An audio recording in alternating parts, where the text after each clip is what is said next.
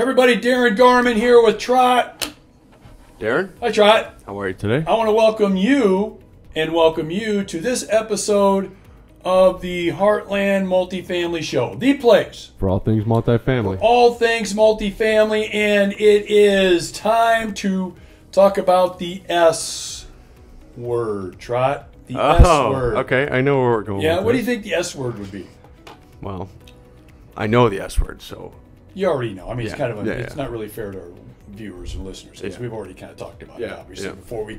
And the S word is scam.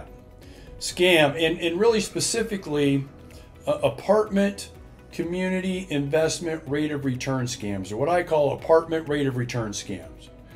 And this is an episode that I think is going to be two supers. One that's going to be super informational for you, but it's going to be super short because we're going to talk about one or two things that are what we call a tell. And in poker, that's basically what you get an idea what the other person's hand is by the way they act, their mannerisms, their facial expressions, all that. I mean, we're going to give you some tells on whether or not you should be having the red flag go up on something you're considering to be a scam or not in the world of real estate investing, specifically multifamily investing. I just read a story.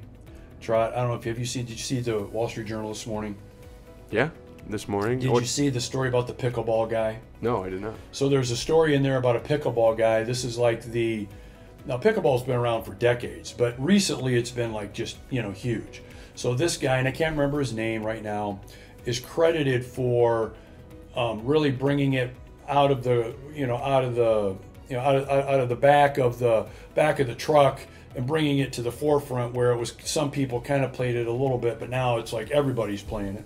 He's like credited for that. It's a guy that lives in Ohio. Anyway, he went around as he was putting all these pickleball teams together. He went around and solicited money from these people, saying he's going to build this big pickleball facility and do all this pickleball stuff. And he'd get $25,000 from somebody here, $100,000 here, $200,000 here, and he'd issue them all these promissory notes. Well, at the end of the day, because he didn't, he paid maybe 10 or 15% of it back. At the end of the day, he had over $40 million of loans from people that, of course, he'd get money from you, but he wouldn't tell the next, so nobody knew what was going on. And so there were hundreds of people that had no idea there were a bunch of other people that this was going on with. So anyway, of course, what did he promise when he was talking to these people about once his facility's done and up and going? He promised a big what? Rate of return. Rate of return. And so it really is, even though it has nothing to do with real estate, it does have everything to do with people's perception and maybe yours of rate of return, because it really shouldn't. And I'm going to say this just so you hear me very clearly. It shouldn't be the only litmus test you have for getting involved in an investment. Hell, it shouldn't even be 80% of the litmus test that you have for getting involved in an investment. Because if it is, you set yourself up for big, big disappointments, and you could set yourself up for a scam. Exactly. So what we've talked about so far, this isn't any big secret, I don't think, with anybody, but how many times do we get people calling us and they're talking about multifamily, maybe getting involved with what we do and how we do it? What's the first question that they ask? They want to know what the rate of return is. What's the rate of return going to be? Okay. And with 80 to 90% of them, I already know that it's probably somebody that we don't want to have as part of our investment family, because they've got that rate. It's so up here and so important to them. That's all they're focused on. And, it could be an issue later on, as we've discovered over the years, because there are other really important reasons to be involved in multifamily. But I use that as an example because there's so much focus on that. It's easy to get taken advantage of in a scam for rate of return. Now let's specifically talk about multifamily real estate. So let's talk about tell number one. tell number one. You want to go over tell number one? Well, Why don't you talk about tell number one? Because we just got done talking about this because I asked Trot some questions about a text that I got yesterday. I got a text, of course, on my phone. I got a text yesterday. Talk about this and how much of a tell this is. well, it's the exaggerated and inflated expected rate of return. When you Right. see a super high expected rate of return, that's typically a sign to run, to run away from the deal. It's just what they're doing is they're just really trying to get people's, I guess, attention to it as high as they can. They get the eyeballs. They get people excited because they see, holy crap, I'm going to make 40% of my money this year alone. I can't do that anywhere else. And so even if they strike out, 9 of the 10 at-bats on these text messages, well, it's still, if they get the 10% of the people to sign up for, whatever the investment is for, then in this case it was self-storage, at 40% return, that's still, they're raising a lot of money there. Right. Okay, so I get this text, and it basically says invest with us and get over a 40% return. Now, most people would get that that don't have the kind of experience that we do. And they would be, holy shit, I got to do this deal. 40%, like you said, I can't get that anywhere else. I'm maybe a little bit behind on my investing. I should have more money saved by now. And man, this would catch things up. I've got my IRAs really low, and boy, it would help me out here, it would help me out there. And yeah, like I said, rate of return. Oh yeah, I'm in. 40% rate of return. And I can tell you from experience, there's no way in hell that's going to happen. It's not going to happen. Now, Darren, come on. Are you 100% sure that that's not going to happen? It could be the most legit real estate investment opportunity that's ever come along. It could do exactly what it says it's going to do, exactly what it promises to do. You could be wrong, Darren. You could be wrong too. It can maybe goes 50% or 100%. I've heard of investments that have done that. That's possible. Look, it is possible. It's always possible. Anything is possible. Well, you know what? I can make 100% of my money on black at the roulette wheel too. Right. This is gambling. Yeah. This is gambling. And what this kind of tell does is it appeals to that gambling gland that all of us have in terms of easy money. Easy money. And anytime you get a pitch to you and the first question on the rate of return is, how in the hell can they do that? How does that work? Really? If that's the first question in your mind, it already tells you this is a problem. This is a problem. And the more competitive and weird it gets out there in the marketplace, the more that high rates of return will be used to entice investors like you to put your money in projects like these so they can hopefully raise enough money to get the deal done and move on with their project. And I've been seeing this a lot. Like, this was a text message that I got, but I had a conversation with a guy last week, and he's telling me he's going to invest in a project that's going to get over 20% return because this guy's got nothing but 20% returns every year for the last 10 years. Now, let me ask you a question. How possible is that really? There's only a handful of people that I know that are even in the universe that have like the capability of doing that. Right. And so again, you got to be thinking, if it's too good to be true, what is the deal then, Trot? It's too good to be true. It's too good to be true. It's too good to be true. But a lot of times we want to ignore that. We want to put that aside because we want to make faster progress. We want to get that huge. We want to talk about the big deal that we scored on and that worked out for us. No, you can't be lulled by that. Okay, so that's like the first tell is huge rates of return. Here's the second tell. The second tell is, oh, by the way, nothing's guaranteed or warranted. and anything can really happen. And we don't really mean that it's going to get a 40% return, because it might not even be 40%. That's what they don't tell you. So they'll tell you in a text or an email, or maybe some rep will call you on the phone and they'll say, Trot, 25% returns is what we're projecting here. We're projecting 25, 35, 40%. There's what we're projecting. We think that's going to happen. But then once you get the paperwork in front of you, what's the paperwork say? We see that this is not legal advice. This is not guaranteed. Blah, blah, blah, blah, blah. Nothing I said matters, pretty much, is what the paperwork all says. Keep in mind that the paperwork will almost always say you risk losing all your money and not getting any of it back. Okay, so you need to be thinking about that too.